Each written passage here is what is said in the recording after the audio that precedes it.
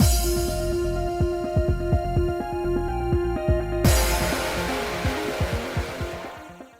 guys, it's Spacey Sims, and we are back with more Chaos Child, and it's time to go. It's time to go, guys, but we went to get Artimura, and where is she? Huh? Here we are. We're gonna find out. Is she just crying in a dark room? Did she run away? Is she gone? Ow.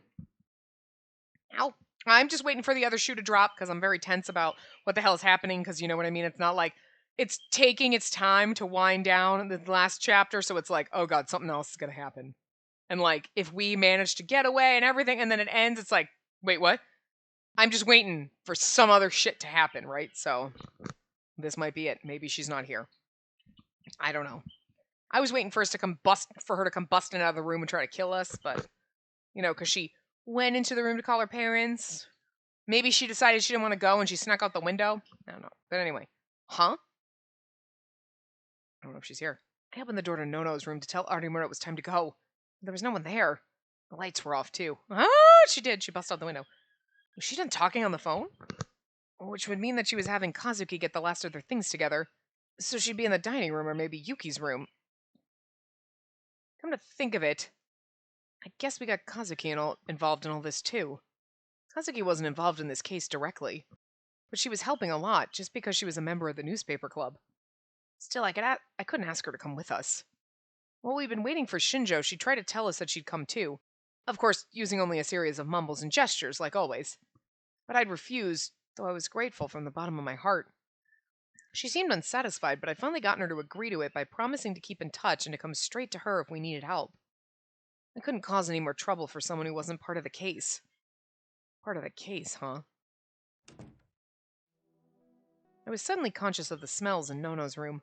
Without bothering to turn on the lights, I shut the door behind me and walked over to her desk. I ran my hand along it, and only then did I realize it was the first time I'd been in here since her death. That's right, Nono wasn't supposed to be a part of the case. Why? She's one of those people who deserves to be happy in life. I don't even know what that was. I knew that. It was right. She wasn't supposed to die. There was no reason she deserved to die. She was simply killed because she'd learned Sarika's secret. Oh, no way. What was her real goal? I remember what Kunasato had asked me this afternoon. What was she really after? I almost screamed as I heard a loud noise from inside my bag. It was the sound of my phone vibrating. I quickly flipped over the bag and spilled its contents onto the floor. Dude, Jesus, put your phone in an outside pocket! I picked up the phone off the floor and read the words. Unlisted caller in the darkness. Wow, I read the words! Unlisted caller in the dark. That was kind of creepy. I didn't have a good feeling about this. Take it out in the living room! Don't take it in here, you're alone. Afraid, I touched the answer button. Who's there? There was something I forgot to tell you. You... I moved the phone away from my ear in surprise. It was Sarika. There was no mistaking it. I checked the time on the phone without even thinking about it. 10:03 p.m. Listen carefully. This won't take long. Why are you... I realized how hard my heart was beating, and I put the phone back up to my ear. It doesn't matter! I heard a sudden, abrupt noise. Had she dropped her phone, or had something happened? I listened carefully so as not to miss a single sound. My hands were trembling violently. I hated it. And after I waited a moment... Miyashiro, are you listening? Her voice was somehow weak and feeble. Something was off about the way she was acting. I'm listening. What is it? There was something I forgot to tell you. It was the same thing she'd just said. Hey, what's wrong? Why? I was the one who killed your parents. I could hear the sound of the words she made. That makes sense. Not surprised, honestly. Because we were like, Sarika, help us! And then you're like... And then our parents were killed. Because we were trying to get away from them, and that's when she was created. But then my only reason for thinking it wasn't her was like, because... Well, of course, I don't know, I was thinking it. I thought I said it. But like, when we thought she had the mind control powers, it was like she made someone do it. You know what I mean? And then she didn't have mind control powers, and it's like, oh, okay, maybe not. But the only reason I kind of just assumed it wasn't her was because if she killed our parents, somebody would have seen him and like, it was that little girl. You know what I mean? But I guess no one saw it, so I could hear the sound of the words she made, but I couldn't understand the meaning of the words themselves. But for some reason, my hand stopped shaking, and it suddenly seemed like everything around me had faded away into a white blur. What? The words were stuck in my throat. I couldn't speak. 6 years ago, during the Shibuya earthquake, I was the one who killed your real parents at that shelter. Once again, I could hear the words, but I didn't understand them. 6 years ago, Shibuya earthquake, shelter, real parents. What? My cheeks suddenly felt hot, and my blurry vision came back into focus in the dark room. Only then did I realize what she'd said. But what I felt wasn't rage. Why? It was an important event from my past, but one I'd totally forgotten. My parents hadn't died in the earthquake. Someone had murdered them at the shelter. It was what Nono had refused to tell me when I'd just woken up from my coma. That was why she'd lied to me. She'd lied to me, yeah. That's why I'd run away from Aoba dorm and gone to live in Miyashita Park. Why? I repeated. Why would she do that? Why would she tell me that now? All I could hear was her pained breathing. I kept waiting anyway. I couldn't hang up the call. I had to tell you now. I forgot to tell you. But why? I yelled at Sarika as she repeated herself. Ooh. Hey, oh no, wait! Oh no, wait! Suddenly the call ended. She'd hung up. I tried to call back and realized it was impossible. It was an unlisted number. What the hell is going on? I whispered, knowing I wouldn't get an answer. Really, what the hell? What was the point of calling me like that? No, there was a bigger question. Why was Sarika born? That day, I happened to meet my parents at the shelter. And then I had a terrible headache. It was probably when Sarika was born. And then my parents were murdered at the shelter. Which would mean that she murdered them right after I created her. My thoughts were a mess, and it was hard to think, but something told me I had to figure this out. You wanted her to help you get rid of your parents. You literally created a murderer. I created her to kill. Not exactly my intent. I was a child, and you don't think things through. Sarika said her goal was to keep me alive. But would killing my parents help me with that? Mom and Dad were trying to get me out of the shelter. Killing them would make me less likely to survive, not more. Just like Kunosada said, it didn't make any sense. That's right. What Sarika was saying didn't make sense. The very first thing she'd done after being born didn't make any sense. Which meant her real goal wasn't to keep me alive? Suddenly, I found myself looking at the picture on my phone. It was a photo of me and my family from Aoba dorm. It was the same as what had happened with Nono. Sure, she'd figured out who Sarika was. But if Sarika's goal was keeping me alive, would that mean killing Nono? Nono would always try her best to protect me. She'd even risk her life to do so, which would mean that, for Sarika, it'd be better to keep her alive.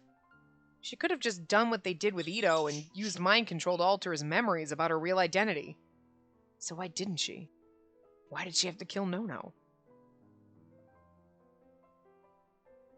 I just feel like we're never going to get answers to these questions. Did she have some other goal? Was that why she had to take Nono's life? If that was the case, then I could feel a certain desire welling up within me, one I hadn't felt in a long, long time. I would find out why. And I'd find out if my ridiculous idea was true.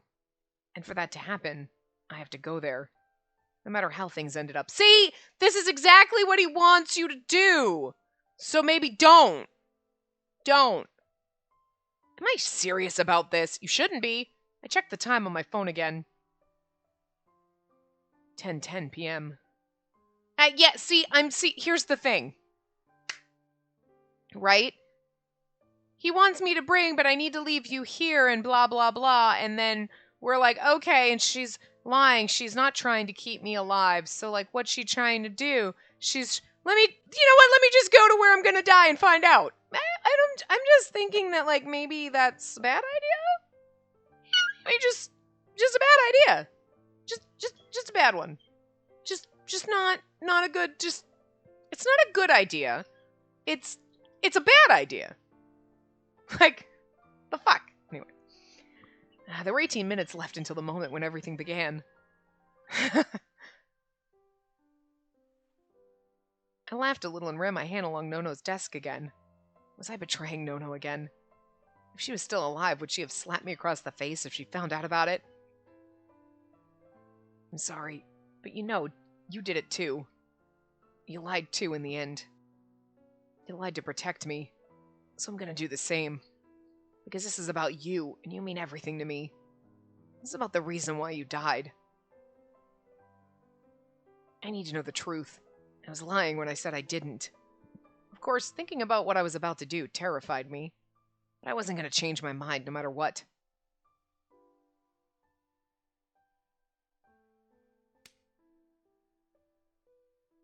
Surprisingly, it was Artemura, not Nono, who slapped me. She hit me so hard that the impact traveled all the way to my ears and made them ring. Don't be stupid! Who do you think you're trying to impress? What are you laughing at? No, you're right. Yeah. I put my hand in my cheek where she'd struck me, and it felt a little hot. I'd laughed because it hadn't hurt as hard as when Nono did it. Nono was used to slapping people's cheeks, after all. Or maybe she was just really strong. But Artemura seemed to think I was laughing because I wasn't worried at all. Her shoulders shook more violently with rage. It's too dangerous! You don't know what they're planning! I'm just gonna hear what she has to say. I think it's fine. Don't lie to me! You know it doesn't work! Artemura was out of breath and seriously angry. She was worried about me. This feels like delusional, because, like, we popped out and then all of a sudden this happened. Like, where was the in-between? It just jumped to this? Seems a little weird. Takuru. Yuki and Yuto were standing next to her, looking worried. I leaned down so I was at their height. It's like we just want to believe that everyone's like, oh, gonna miss it, instead of like we snuck out the fucking window. You know what I mean? Don't worry. It's true that I'm just gonna hear what she has to say. But what came after that's a lie, right? You're probably going to be killed. Kunosato... Of course I knew that. There was a good chance I'd be killed. And Dad would be the one who killed me. But I wish she wouldn't say it in front of Yuki and Yuto. You've never even been in a fight, am I wrong? Yes, but... I had to go. My head knew it was stupid and my heart was filled with terror. But there was something even deeper that drove me forward. Kurusu wouldn't want that. I know it. What? Yuki, tell me about the letter. I see. Are you going to just forget about what she wanted? Yeah, you're right. She'd be really mad. And she'd probably slap me hard across the face like Artemura just did. But I'm going anyway. Artemura looked like she was about to raise her hand again, but then she stopped, clenched it into a fist, and lowered it. Her eyes were a little red as she glared at me. Why? Why? I'm sorry. Her voice was so soft I could barely hear it. I lowered my head, unable to even look at her. Take care of Yuki and Yuto, okay? It's not my problem. You're the eldest, right? You need to come back safe and be their big brother. You're terrible, she whispered as she left the room. Someone suddenly waved something in front of my face, and I leapt back. Kazuki had come up next to me. Wasn't sure when. She always surprised me like this. You're still here? I can't leave you all here, her face seemed to say. She's got an Irish accent, shut up!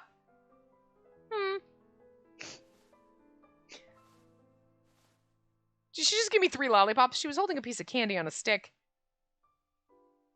A lollipop? How many of these did she have? I couldn't refuse her, so I took it and put it in my pocket. I'd probably never eat it, though. Sorry for getting you involved in this. Keep an eye on Yuki and Yuto until they go, and then... take care. I didn't think she'd do it, but I didn't want her going with the two of them. I'd feel terrible for her family if that happened. Hmm? She nodded like she always did. I tried to make sure that was a yes, but before I could, she ran out of the room after Artimura. Kunosada was here too, so it would be okay, right? She'd make it home, right? Brother Takudo? Yuto spoke up, afraid as he saw me watch her go. To be honest, I wasn't sure what to say. Anything I said felt like it would just make him more nervous. This is literally like we're saying goodbye to our family because we're gonna it's okay, we're putting Brother Takudo down because he's old and lame. We really are preparing to go to our death. I don't know if I like this. I tried to choose my words carefully. And in the end, this was all I could come up with. I'm leaving. I'll catch up with you guys later. I could tell from his face that he realized it was one of the white lies that adults often tell children. But he didn't say anything. He just looked at me with eyes that were redder than Artimura's. Goodbye. We'll be waiting for you. Yeah. We'll be waiting for you as long as it takes. Yeah. I'll be waiting too, for as long as it takes. Yeah. Maybe Yuki's hand on his gave him strength, because he finally forced himself to say one last thing. I'm sorry, Yuto. Thanks, Yuki. Okay, I'm off. I checked the time. There wasn't much time left, and if I stayed here any longer, my resolve would begin to waver. I nodded one last time at the two of them, then turned around. Right into Shinjo. Shinjo's just letting you leave? Oh, Shinjo is just gonna drive you to your death. Are you sure? This doesn't... Are we having a delusion right now? Because this just doesn't seem legit. It seems very weird is all I'm saying, because we were like, I know what I need to do, and then bam, we're saying goodbye, and then it's like, Shinjo's driving us. Shinjo was like, sure, kid. I'm pretty sure fucking Shinjo would be like, oh, tase us, lock us in the trunk, and everyone would be like, did you brought Miyashiro there and you're back already? No, I tased him, he's in the trunk. Get the fuck in the car, let's go. I'm just saying. If you were Shinjo, wouldn't you fucking do it too? You'd be like, you're too fucking stupid, kid. Tased, trunk. I mean, provided he has a taser. Otherwise, I don't know. It was decided that Shinjo would drive me to the Hikario. I wanted him to take the others to Akihabara as soon as possible, but I didn't see how I could get through the area around Shibuya Station on my own. Miyashiro! As I left to get in the car, Kunosada called to me from behind. You've got your phone, right? I put my hand inside my pocket to check. Of course, it was there. I do? Why? If you find anything on the committee, no matter what, contact me immediately. I chuckled. That was exactly what I'd expected her to say. I was expecting her to be like, if you manage to survive, call us, we'll come get you and bring you to the Akihabara. Take my shit with you just in case. I didn't know if I'd find anything, but I promised that I would. Oh no, told me to get you out of Shibuya. I agreed because she told me that if I got psychics out of Shibuya, it could get me closer to the committee. Yeah. But if you decide not to go, there's no reason for me to stop you. I have no special need for you in particular. As long as I have Yamazoe and Artimura, that's enough. Yeah, that's right. She was correct. If getting a psychic out of Shibuya would cause something to happen, Yuki and Artimura would do just as well as I would. So we're not waiting for you, okay? Her words seemed to be testing my resolve, one last time. So I looked her dead in the eye and answered, That's fine. I understand that. She's a little upset. She's like, I hate you. Kinda like you a little bit, you're alright. But for a while after that, she said nothing. She seemed to be, for once, at a loss for words. I frowned. Did she not like that answer? Is something wrong? About what you were saying before. She finally opened her mouth, hesitantly. She was probably talking about the call I'd gotten from Serica. When she told me that she was the one who'd killed my parents. If that's true. What? Did you figure something out? No. Kunosada probably found Serica's words strange, just like I did. It didn't make sense. And Kunosada probably had a theory of her own, and one she was reluctant to share. But in the end, she put her hand on my shoulder without saying a word. Oh my god! Hand on her shoulder and she's got a grin on her face. Oh. She's beaming at us. Look at the pride and the joy on her face. I mean, she does actually, like, a little bit of pride. Like, I'm proud of you for this. Proud of you, kid. Even though she's, like, our age, but... Huh? Until now, all she'd ever done was grab me or choke me, so I was surprised. I never expected this. Either way, you should find the answers for yourself. Make sure that whatever you do, you don't regret it. And the words she said were different than usual, too. Kunisada was saying something nice to me. A psychic? Nice to me. A psychic? Okay, that was better. What? Huh? Oh, no. I was so surprised that I said something I shouldn't have. I'd rather you sent me off with a last goodbye from Kay. I was a listener. Hell no. I refuse to play the role of that goody-goody suck-up when I'm not trying to manipulate information. Get going. She pushed me away with the hand she'd placed on my shoulder. I suddenly felt embarrassed. Why had I said that? I was so embarrassed that I tried to hurry into the car. Kunisada looked at me and said, "If you really want to hear Kay again, wait till the next broadcast." I turned around and looked at her face one more time. Her features were elegant, and her beautiful almond-shaped eyes were always frozen cold. They never betrayed what she was really thinking. Her personality was as cool as ice, befitting a delicate scientist who was always willing to do whatever it took to achieve her goal, regardless of the cost. But sometimes I caught a glimpse of some burning passion inside her. She really was a mysterious girl. Oh, right. There was one last thing I had to ask her. Since this might really be my last chance. What? Why are you staring at me? Kunisado, what's your power? What? The distance between us had started to shrink, but it grew back with that one question. I felt all the air around me freeze. I panicked. I saw it. In your room. Saw what? A dye sword. That was yours, right? Huh? Just as I thought, things between us would end with another series of cold insults from her. Kunisado started to laugh. She kept laughing in a low voice as I stood there with my mouth hanging open. All I could do was stand there and watch. I didn't know Kunisado could laugh like that. Oh, are you really a gigalomaniac? You can't even tell the difference between the real thing and a fake. A fake? It's just a replica I have for research purposes. My lab in America made it based off some documents from 6 years ago. It was an attempt to find out why, even if shapes may vary, all the pipes to the direct sea take the form of a sword. But it didn't work, so they gave me the useless piece of junk. It's not good for anything but taking up space, but I do use it as a way to hang things up to dry. And then she laughed again.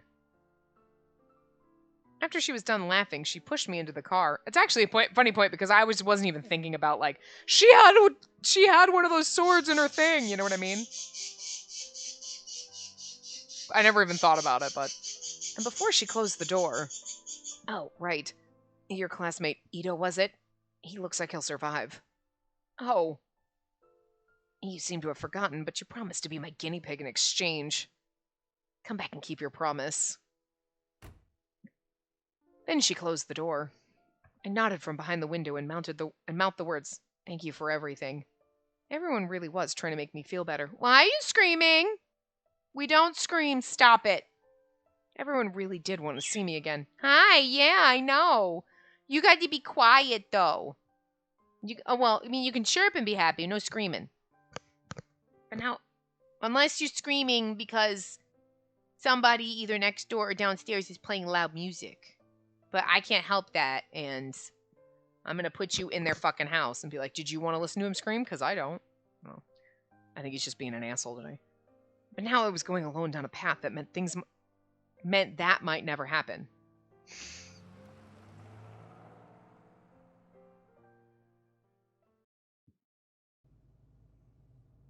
And it's quiet, huh? Yes. Shinjo said, mostly to himself, from the driver's seat. The Shibuya intersection was overflowing with people. They were all looking up at the footage of Memorial Park being displayed on the big TV screens. The time was 10:21 p.m. 7 minutes until the time when the earthquake began 6 years ago. When the time arrived, there'd be a moment of silent prayer and the festival would reach its finale. I wonder if we, like, die in this frickin' ending. Like, everyone at the festival seemed to be heading for the park or the intersection in front of the station to participate. Hi! Yeah! Are you being happy? That's fine. We don't mind if you're loud if you're chirping nice like that.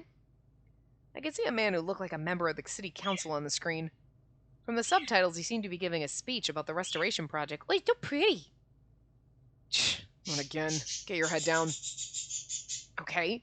No. I was saying you were being pretty. Now you're not. Now you're being a jerk. Stop it. Shinjo had gotten this car just to take us out of Shibuya.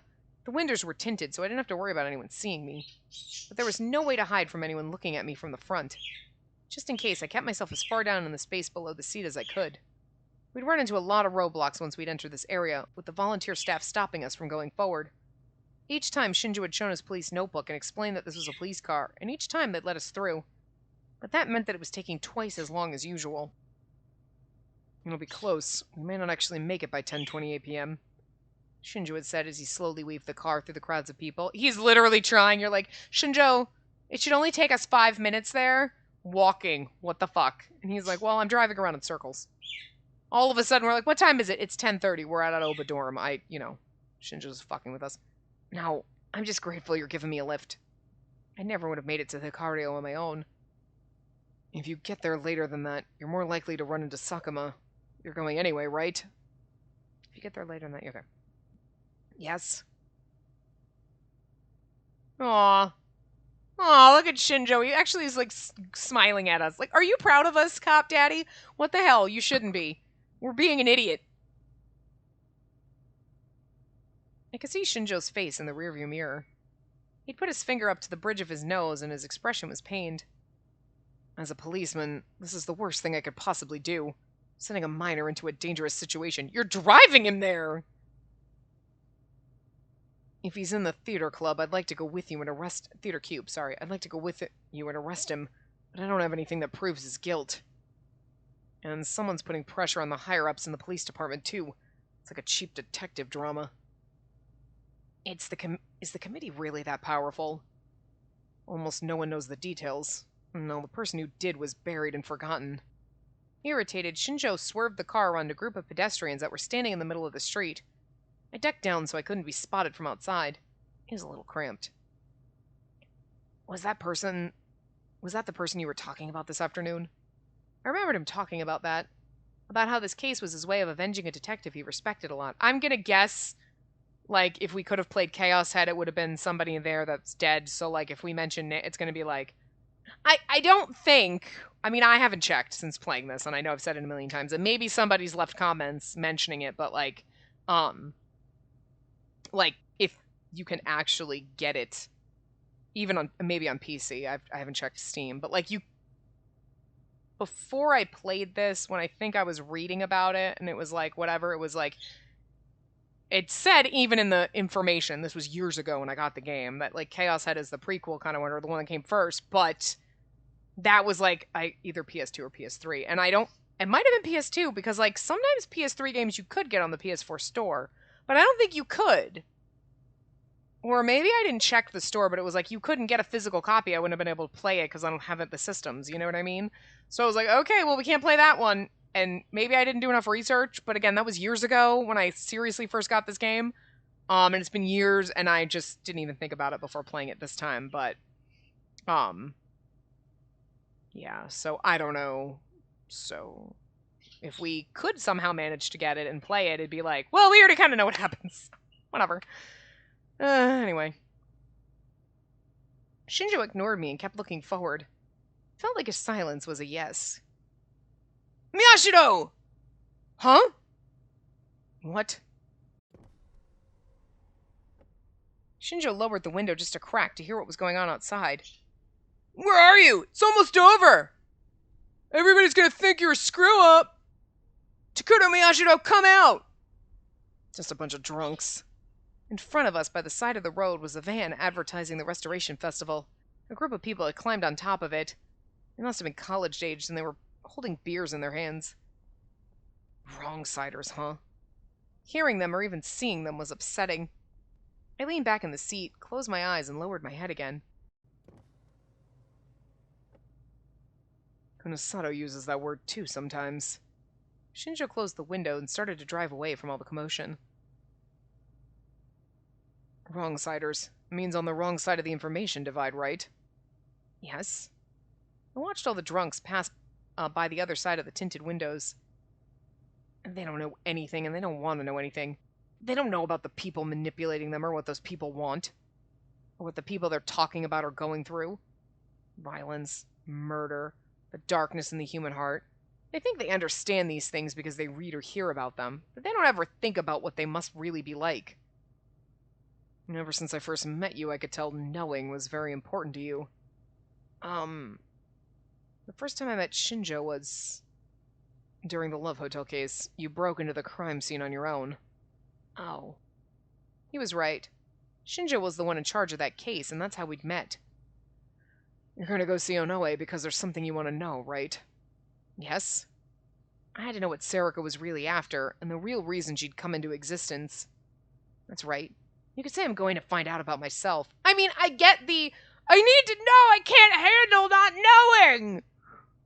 But, like, I don't know. Maybe it was like, never find out the truth, or find out the truth and then die violently. I also just handle not knowing, and it might eat me up. Like, I might lay awake some nights and be like, I wonder. But I would just find an answer and be like, yeah, that's it, and lie to myself so that I didn't go walking into a death trap. All I'm saying. I think my desire to not be brutally murdered outweighs my desire to know things. But clearly not the problem Miyashiro has. He clearly would rather get violently murdered as long as he finds out the truth. I'm just saying. What had I wanted during the earthquake? What wish had created her? I realized for the first time that I was trying to find out more about myself than Sarika. That's the same kind of person he was. Huh? I looked in the rearview mirror again. Shinjo was still watching the traffic in front of him. That detective, he was obsessed with finding things out, and he was willing to do whatever it took, even if it meant going against the rest of the police force. Mimosa used to get mad at him all the time. She said he was getting in too deep. I see. So I wonder if Shinjo and Mimose were characters in the first one. Shinjo's voice took on a strangely different character. His tone changed from one of nostalgia to one of sorrow. And then, like, either the cop that's side character to if we're playing another teenage kid dies, so now we know the ending to that, or we're the cop and then we die. But I mean, Miyashiro might die in this, for we don't know. I don't know. Don't tell me. Well, by the time you see this, I probably finished the whole fucking game. Good lord. We are way fucking ahead. I am, like, on a roll. I can't stop. This is, like... Also, it's the only thing I'm recording at the moment. Usually I record 2 different games, but this is the only one I'm recording, because the other one isn't out yet still. And so I'm like, let's finish this route, the common route, before the other game comes out, and I have to record a bunch, and then it'll be, like, a week, probably, or more, between when we finish the common route and when we start the other one, so I won't remember shit. So right now we're like on the ball. We're recording part after part after part after part, and then it's gonna be like, I haven't recorded anything in like a month. Just wait for that. And then he finally got in too deep. That was the answer to his silence before too. Had he been killed by the committee? I don't know how he died, but he must have been satisfied. At least I don't think he had any regrets. But that doesn't mean I can just accept his death. I couldn't get to him in time, and I couldn't stop him. It's frustrating. If Kurusu is here, I'm sure she'd be feeling the same way about you. That's how I felt when she died. I fell silent. There was nothing I could say. But I was truly glad that he was the one who read Nono's letter, and that he was the one who was helping me. Aww. You're our dad in our heart, Shinjo. When I reached the Hikario, I realized that something was wrong. It was too quiet. Normally, even at this hour, the Hikario would be fairly noisy, but it was completely silent. There were no murmurs, no drunken shouting like I just heard a moment ago. It started, huh? Oh. I checked the time. 10:28 p.m. Everyone had gathered in front of Memorial Park, or the TVs in front of the station for a silent prayer. Shinjo switched the car's navigation system to TV mode. It was displaying footage of the Memorial Park. You can watch TV while you drive? That doesn't seem safe. I saw the ceremony and gasped. All of the sound was gone from Shibuya. It was like a movie set. I mean, like, you think about navigation, but here's the thing. Like, my phone is set to navigation, and, like, because I don't have, like, screens like that in my car. It's too old. And, like, so, like, I've got, like, a thing that plugs into my air vent that I can clip my phone into. So then I can sit there and, like, I just listen to the navigation. But if I need to glance over, I'm glancing over, and my eyes can, it's no different than, like, glancing at your speedometer. You can still see the car, and I'm not staring at it. But, like, that's what they even say with, like, radio. Oh, glancing at the radio causes accident because you're taking your eyes off the road. You're supposed to, like, fiddle or, like, whatever. Like, if you glance down when you're driving, if you glance down at, say, your speedometer and your dashboard, right, you can still see the road, like, at the top of your vision, like, peripheral vision, but the top of your peripheral vision. But, like, let me glance down at the radio. Where the fuck? You can't see anything. So having a navigation and all that and all the screens on your dashboard is, like, not safe. It's really not. I'm fucking old. I'm so old that I'm like, don't take my damn buttons. But it's one of those things because everything is, like, now on a touch screen that you're like, now I could be sitting there driving on the road and I know, oh, that's the knob for my volume. I can turn it up. I mean, I have that on my steering wheel, but sometimes my hand still reaches and turns the knob, and I'm like, I have a button on my steering wheel that turns the volume up. I don't know why I don't. I'm not smart. I use that for everything out, like flipping songs or whatever, but I always, when I want to turn it up or down, my hand reaches over for the knob. Don't know why. Like, half the time, it's like, no.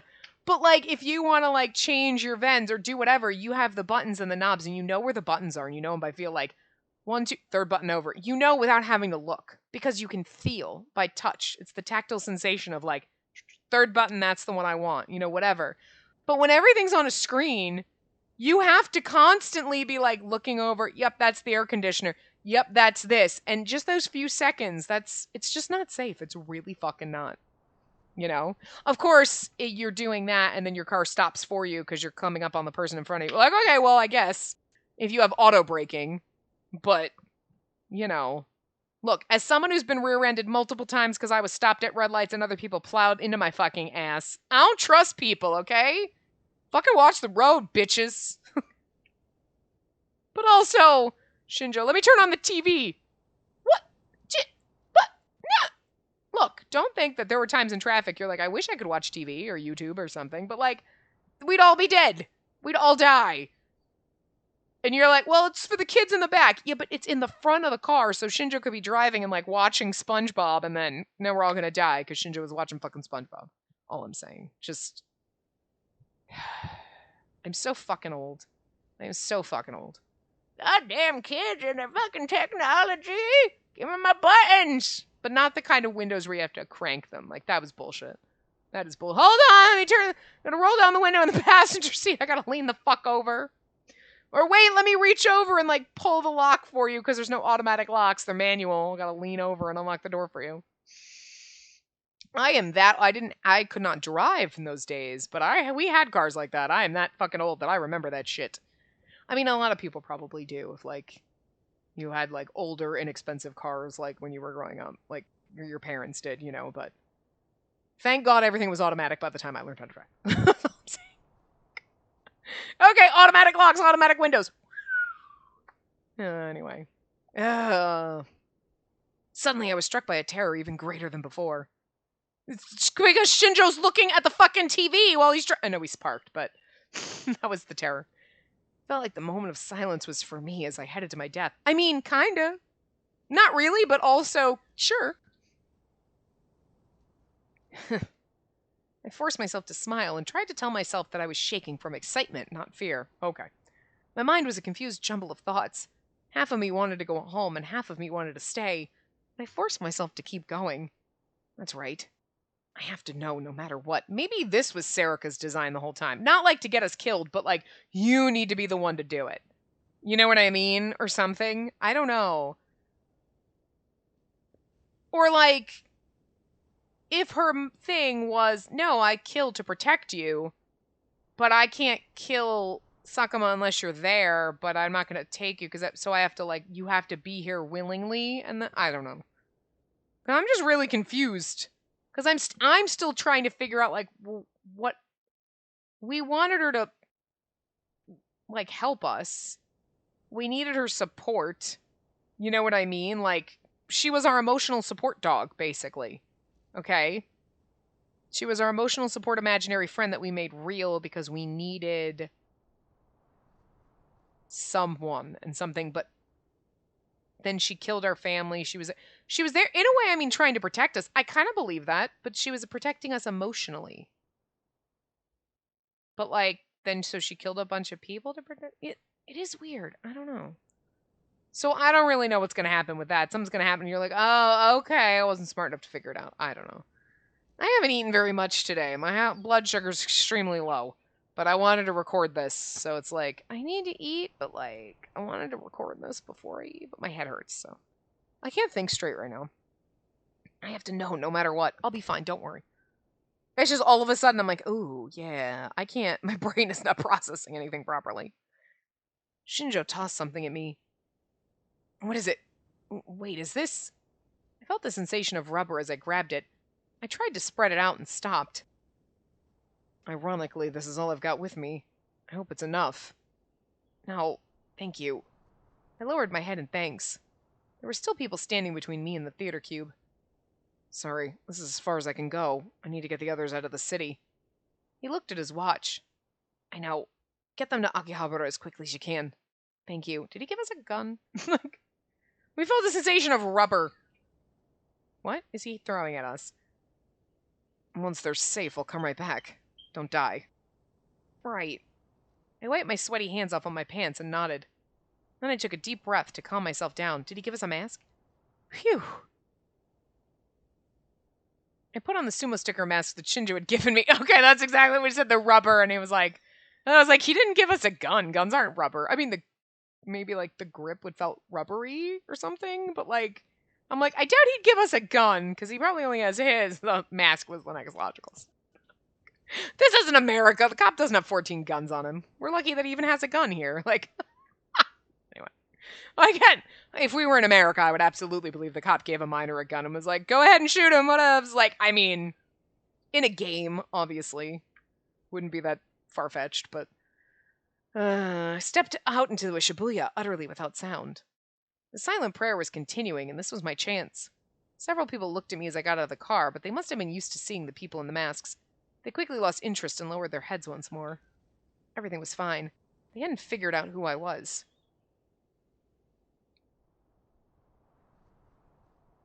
I looked up at the Hikario building, which towered above me like some kind of fortress. The people around me all seemed suspicious, but I made it to the theater floor without anyone saying anything. Then I realized that something was wrong and stopped. So much wrong, and no one will tell us what it is. There was no one on this floor. There were no customers and not even a single employee. Oh, well, I mean, okay. That we knew. He made them run away. Even the convenience store, which was open during the festival, was empty. It's like, sweet, I can get a mountain view. Free. I took off the mask. My field of vision restored, I took another look around the floor. I was right. It was completely empty. There was no sign of Sarika or Dad either. The whole soundless space in front of me felt like a trap that I just walked into. I mean, are you shocked? I'd taken the mask off, but it still hurt to breathe. I tossed the mask into one of the decorative trees nearby and slowly started to walk across the floor. Every shadow scared me. Each time I reached a blind spot, I'd stare at it a moment before I proceeded. There was the entrance. Oh, where was the entrance to the theater? Ow.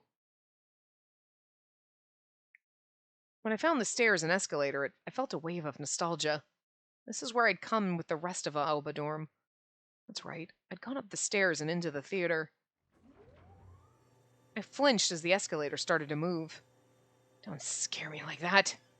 It was just a motion detector, I knew that. But the machine seemed to be pulling me deeper into a trap. That's actually kind of cool.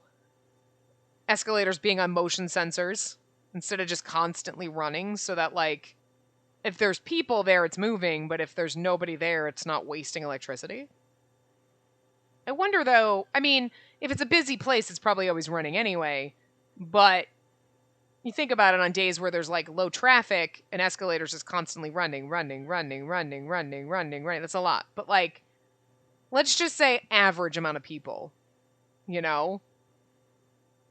If it's there constantly running, say for an hour, and there's people going up and down, is that wasting way more than if it stops and then you go and then it powers up and then it takes you up and then it stops and then a second later somebody else and then it powers up again, like, you know, the off and on thing, you know what I mean, where there's a lot of, like, even computers and everything, it's like just go to sleep as opposed to power off, power on, power off, power on, you know what I mean? So, like, you wonder, does it really save a lot of electricity to have it turn itself on and off? I mean, maybe. Because, like, it's just a belt moving. It's not like it's like, hold on, it's a generator, like an air conditioner where, like, I'm going to turn it off. Now I'm going to turn it on. It's like you just change the temperature a little bit lower, a little bit higher. It's going to come on, but it's not like, okay, now we got to boot up the whole system. You know, where it would take more time and more energy to do that. Probably really just overthinking it. Anyway. It's just stupid shit like this just makes me curious and it makes me think stupid shit. Anyway. I looked up to the top of the escalator. There was no one there, but they know you're coming now. Damn it. I smacked my trembling legs with trembling hands, then slowly went up the stairs. This was the path that led to the theater, and it was probably leading me to the finale that either Dad or Serica had prepared for me. And I was probably doing exactly what one of them wanted. Yeah. But I had to find Serica and the answer. And there was no way that desire was in anyone's script. It was my own, I thought. You think? I had to find out the truth. For Nono's sake as much as my own. I went up to the entrance to the theater and put my hand on the heavy door. There's going to be at least one more part after this, but I imagine several, because I imagine this ending is not gonna... Huh? Felt a stabbing pain in my head the second I went inside. I staggered and leaned against the back of a nearby chair. What? This can't be... I forced myself to endure the pain and look around the theater. The theater was done up in the modern style, with stadium seating. The stage was at the lowest point in the hall, and the seats got higher up the further you went away, so it'd be easier for the audience to see. The entrance was at the far back, behind the seats. When I looked down, I could see the whole room. The stage was completely empty. There were no props or backgrounds. The lights were focused on the stage, so the rest of the theater was dark and hard to see. The seats seemed empty, too. I couldn't see anyone. I couldn't hear any movement, either. My first suspicion was Dad's mind control power. But if his power worked like ours, that meant he would need to share his delusions with me in order to reboot them. In other words, if what I was seeing was due to mind control, Dad must be watching me from somewhere nearby. That's right. I suddenly got an idea and looked through my pockets. I found the lollipop that Kazuki had given me. I tossed it up and imagined it floating in the air. But instead of floating, it fell down to the fell down into the thin row between the seats. Good. I sighed with relief, satisfied with what I'd seen. It was impossible for us to use our powers alone. If my psychokinesis wasn't working, it meant there was no one here. But I still kept my guard up as I walked toward the stage. If I remembered right, this place hadn't changed since the last time I was here. Come to think of it, if I'd come here to celebrate my acceptance to Hekio Academy, it had only been 2.5 years since I'd last been here. That can't be right. It didn't seem real. It felt like so much more time had passed. Everything had changed. Nono and Yui were gone. Yuto had probably left his home and was on his way to Akihabara with Shinjo right now. And Dad... Are you kidding me? Shinjo's like a block away, still trying to get through the traffic and the crowds. Suddenly, I heard a sound behind me and spun around. Standing there was... I was like, who? Anyway. Good boy. He's a good birdie. You. She looked just like she had when I'd seen her this morning. Not only was she not hurt, there were no signs that she'd even fought.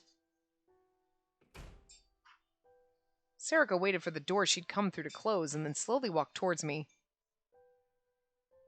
Maybe she's mind-controlling our dad and he's really not the one behind it at all. Why are you here? Her voice was quiet but angry. She probably thought that I'd left Shibuya. Where's Dad? Dead? What? You'll find his severed head lying on the ground backstage. It's been partially crushed, so it might be hard to tell, though. The look on my face must have been ridiculous. Sarika's voice was completely calm, and it was hard to believe she was lying. Dad was dead? Did you kill him? Her nod silently said, Of course I did. So why are you here? Where are Mio Kunasato and the others? How could you be so calm after killing someone? It was terrifying to see how unconcerned she was. Also, it concerns me that she didn't have to really fight him. He has mind control powers, but she was able to kill him so easily in like the 18 minutes it took us to get here, basically.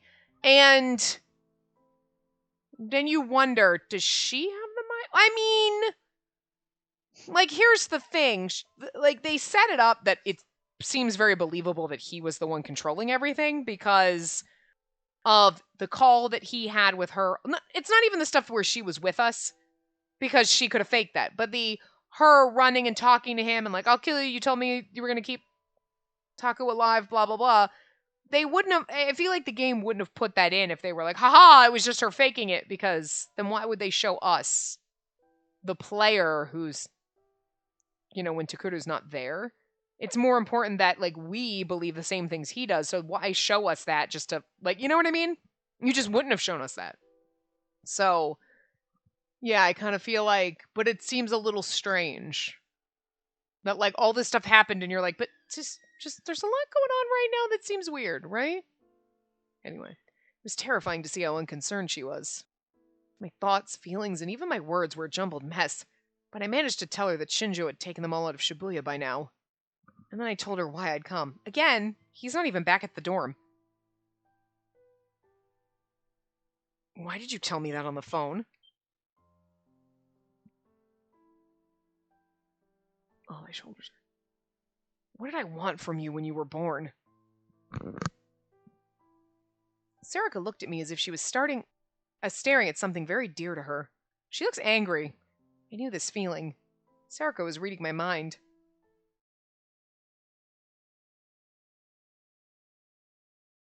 What did she say? Suddenly it appeared. Its design was far too complicated and intricate to be called a sword. It was sharp like metal, but it had a strange luster that was all its own. It was a dye sword big enough to cover Sarika's entire upper body. It was what she'd used to kill Nono.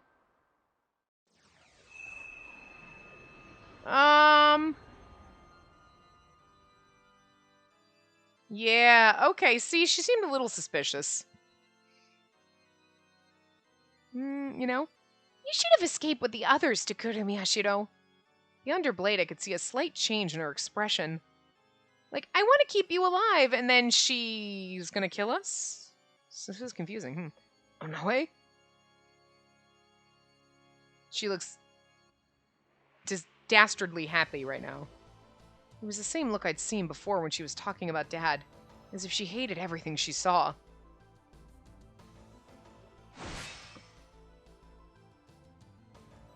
Yeah.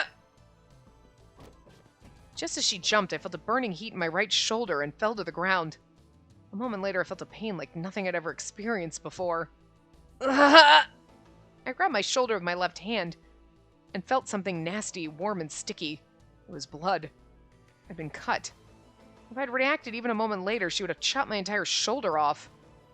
Gonna have to learn how to fight left-handed now. I looked up. Sarika was already bringing her blade down. I have to keep you alive. That's why you have to leave, because I'm going to be the one that has to kill you. But if you want to keep me alive, why would you kill me? It's very confusing. I forced myself to twist out of the way, ignoring the blood spurting from my shoulder. This time the pain was in my left leg. I ignored it too, trying my best to get away.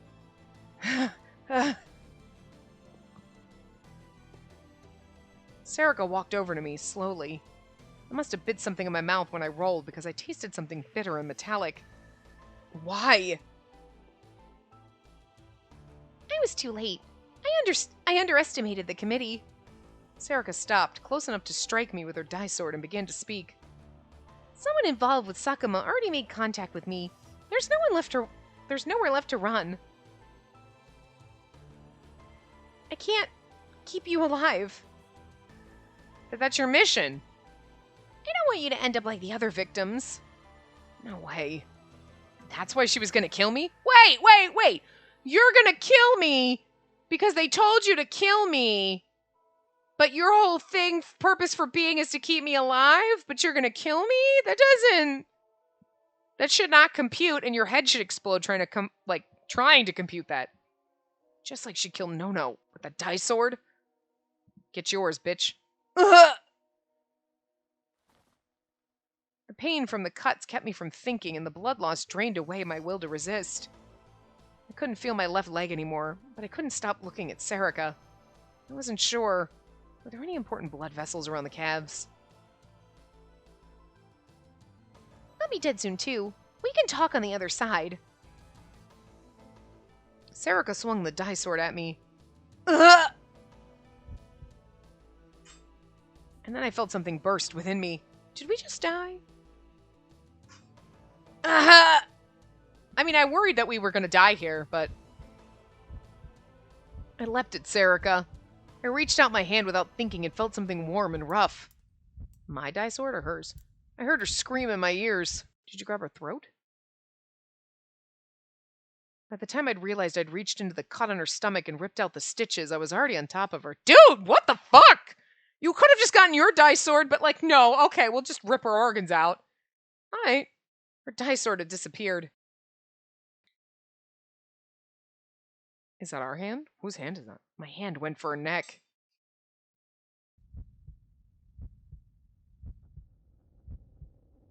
I mean, we're almost at time, but this might be a little bit longer. My fingers dug into her flesh. The only thing I saw was the red color dripping down the base of her neck. Was it my blood from when she'd cut my shoulder? Or hers when I'd ripped open her stomach? Or had my nails broken the skin on her neck? Whatever it was red, and it was spreading. I mean, you did bring her into the world, so... I couldn't stop myself from gripping tighter. My fingers dug deeper and deeper, and the soft sensation of her skin began to recede. Instead, I felt thick muscle and hard bone. You're never gonna get an answer now, but okay.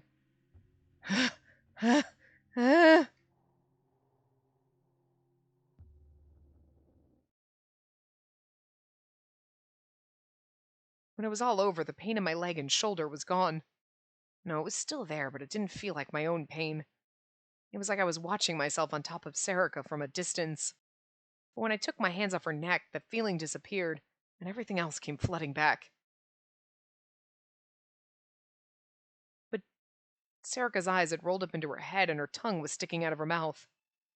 I felt an unpleasant wetness in my underwear. It was her blood from where I'd sat on her.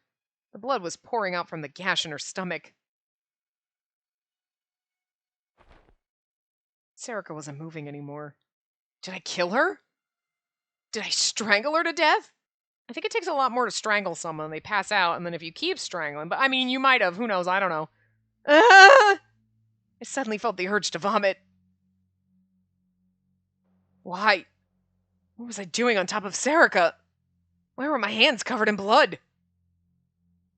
Were you mind-controlled? My head hurt. My field of vision was red. My heart was pounding hard, and under me was the body of the girl I'd created. I cradled my head in my bloody hands. It hurt so much it felt like it was gonna burst. I mean, she's like, oh yeah, your dad's head is in the back. Can we go check that first? Okay, give me a sec. Let me check on that. Because, I'm wondering, are we mind-controlled to kill her? Did he do this to us? Or, was what she said true? She killed him, and then she was gonna and then... Because that seems really suspicious, all I'm saying. My eyes hurt, too. Everything was turning red.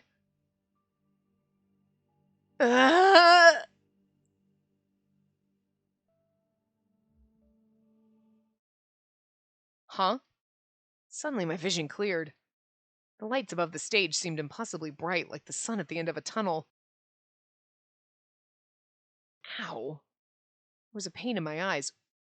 So, like, when we walked in and I felt the stabbing pain in my head, then everything after that was our fucking in our head? Holy shit! Okay. I reached up my hand and my fingers were covered in pink tears. He was mind controlling us. And then I realized Sarika wasn't here. My fingers weren't covered with blood. I twisted my neck to look at my shoulder. My clothes weren't even cut. There wasn't a single wound on my leg either. What was going on? Mind control. Oh. I was sitting on the ground alone by the seats near the entrance. You're an asshole, you know that? I never raised you to be like that. I leapt up to my feet. I mean, it seemed a little weird when she's like, oh, he's dead. And you're like, what? That? Huh? Seemed a little too easy. Okay. All right. This makes more sense. Okay. So he's not really a psychic. He just has a backpack that lets him control. We just need to break that. Awesome. It's like, how do you fight somebody who has mind control powers? Unless you have strong will to, like, not be mind controlled. But he just has a backpack with a cord and a thing on. It's like fucking the video cameras of the 80s where you're like, I got the giant case with the tape and then the thing, and everything is huge, and that's basically what he is fucking wearing right now. Dad was up on the stage. He was standing in the center like the lead singer at a musical. And at his feet... Oh, no way? Sarika, the girl I thought I just killed, was lying at his feet. There was no blood on her clothes, and the cut on her stomach hadn't been torn open. But she must have been unconscious, because she wasn't moving. Even when you just about killed her in her delusion, she didn't resist at all. Ain't that cute? I suddenly understood what was going on. Mind control. I mean, duh. But when?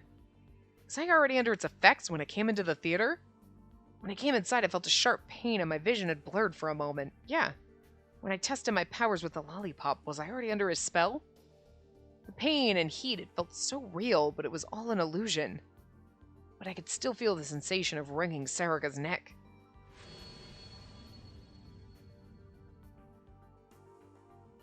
If you just let her kill you, it would have broken you here, too.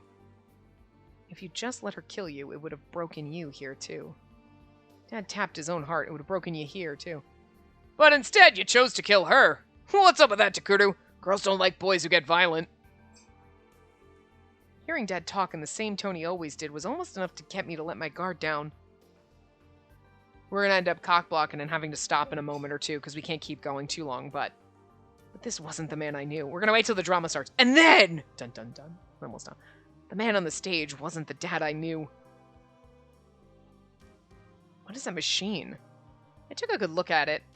Dad was holding some kind of backpack, and I could see some kind of device inside. What is he carrying? All we have to do is break it. Dad was wearing a piece of headgear that connected to it. Yep, all you have to do is rip that fucking cord or some shit. He is not a psychic. And the long cylindrical machine he was holding was connected to it by a cord. So that's it. If he had psychic powers like we did, then he had to have one too. That was Dad's die sword. I don't know. That's actually really cool looking. But it's actually, like, kind of pretty and magical compared to, like, I'm still thinking of Yuki's freaking, like, massive, like, demon sword. It's amazing. But why did he have it? I thought that those powers only appeared in brains that were still developing during the earthquake. It's the machine. My research has shown that this only occurred in the young, whose brains were still developing, particularly those experiencing something that put them in states of extreme stress. That's what Kunosato had said. Oh, this? Dad saw what I was looking at and tapped his backpack with the die sword. Amazing, huh? One of the results of our research. It lets even normal people like me have powers similar to a gigalomaniac's. Told you. This was a terminal for a certain machine. That machine used to be here, but it ran into some trouble, and that's what caused the earthquake. Those were bad times. Dad sounded like a child whose favorite toy had been broken. It was clear he didn't care at all about the people who died or whose lives had been ruined during the earthquake. Because of that, I lost my job. No money, no employees. Took me 6 years to put it back together. Those idiots in the committee. So that was how he'd been able to do that to Ito. And how he'd been able to kill Yui. Felt a mix of rage, sorrow, and hate. All the feelings were so strong I wanted to scream. Well, it doesn't matter. Once I deal with you, I can go back to my research. It was as if he was picking just the right words to make me even angrier. To be honest, I was a little worried. Oh no, I came here on her own. I needed you, not her, so I thought I had a problem on my hands. He looked down at her and poked her with the artificial dye sword. She still didn't move.